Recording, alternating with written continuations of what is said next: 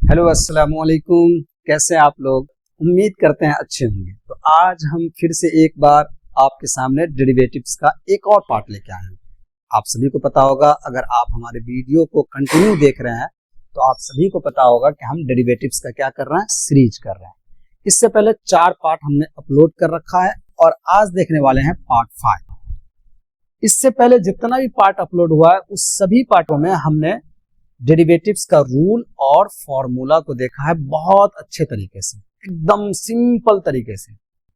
ठीक है, तो आप अगर चाहते हैं कि कैलकुलस आपको समझ में आए तो आप एक दफा उस पार्ट को जरूर देखिए ताकि आपको कैलकुलस का डेरिवेटिव्स वाला पार्ट समझ में आ जाए। ठीक है, तो आज हम बात करने वाले हैं NCERT से और एक्सरसाइज 5.2 से शुरू कर रहे हैं, क्योंकि 5.2 से ही क्या दिया हुआ है, डिफरेंशिएशन दिया हुआ है।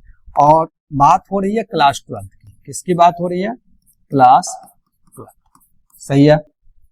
तो पहला जो क्वेश्चन है वो यहां पे हमने लिखा है, वो है sin x² + 5 और इसको कहा जा रहा है कि आप डिफरेंशिएट कीजिए किसके रिस्पेक्ट में, x के रिस्पेक्ट में। ठीक है, तो हम पहले क्या करते हैं, ध्यान से देखिए। जो क्वेश्चन आपको दिया हुआ है वो दिया हुआ है sin x² + 5। इसको हम पहले कुछ मान लेते हैं। जब हम इसको सॉल्व करेंगे तो हम लिखते हैं लेट, मीन्स माना के, और हम इसको y मान लेते हैं। y = sin x² + 5। ठीक है, अब इसको हम डिफरेंशिएट करते हैं किसके रिस्पेक्ट में, x के रिस्पेक्ट में। ठीक है, लिख लीजिए डिफरेंशिएटिंग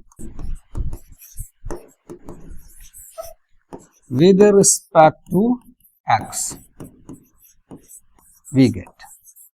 ठीक है, किसके रिस्पेक्ट में डिफरेंशिएट कर रहे हैं, x के रिस्पेक्ट में। क्वेश्चन में ही कहा गया है कि आप इसको किसके रिस्पेक्ट में डिफरेंशिएट कीजिए, x के रिस्पेक्ट में। अगर आप NCERT का एक्सरसाइज 5.2 उल्टा करके देखते हैं, बुक को सामने में रखिए तो देखिएगा वहां लिखा है आपको कि इसको आपको किसके रिस्पेक्ट में डिफरेंशिएट करना है, x के रिस्पेक्ट में। सही है, चलिए आगे मूव करते हैं। तो हमने यहाँ इसको पहले y माना, यहाँ ये लाइन लिखा कि हम इसको डिफरेंशिएट करने वाले हैं x के रिस्पेक्ट में। तो क्या होगा, ये हो जाएगा dy/dx is equal to d sin x² + 5। ठीक है, और बट्टा dx, मतलब इसी को हमने y नाम दिया है। मतलब y को डिफरेंशिएट करेंगे, मतलब इसको डिफरेंशिएट करेंगे। ठीक, अब यहां से आगे थोड़ा ध्यान से सुनिए अच्छे से।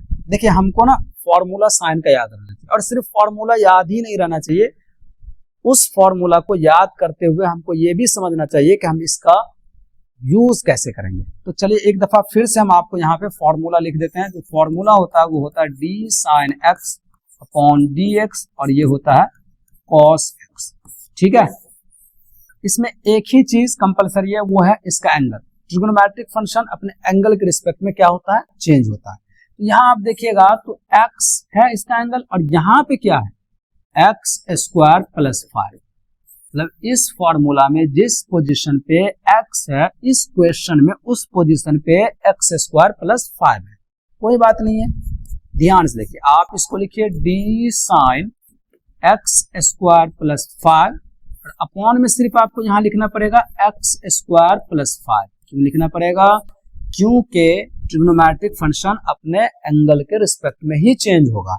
अब ये आपने अपनी मर्जी से डाला है, इसीलिए इसको यहाँ पे क्या करना पड़ेगा, क्रॉस करना पड़ेगा। तो लिखिए dx² + 5 और अपॉन में लिखिए dx।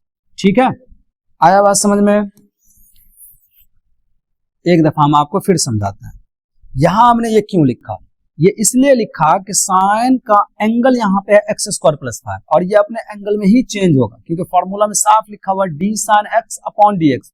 यहाँ x है तो यहाँ भी क्या है, x, तभी ये cos x होगा।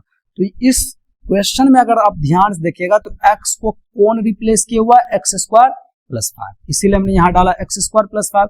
और इसको बैलेंस करने के लिए यहाँ हमने क्या कर दिया, क्रॉस कर दिया। हमने पीछे वाले वीडियो में चेन रूल समझाया है बहुत अच्छे से, वहां आप जाके देखिए, दिक्कत नहीं होगा।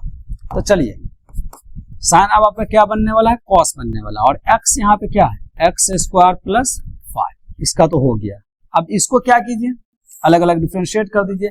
dx² प्लस माइनस में जब होता है तो अलग अलग होता है, प्लस d5/dx।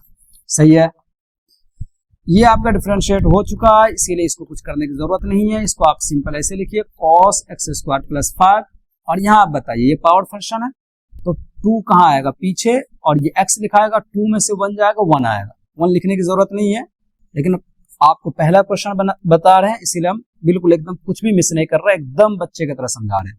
और 5 कांस्टेंट है और अकेला है तो इसका डेरिवेटिव क्या हो जाएगा, 0।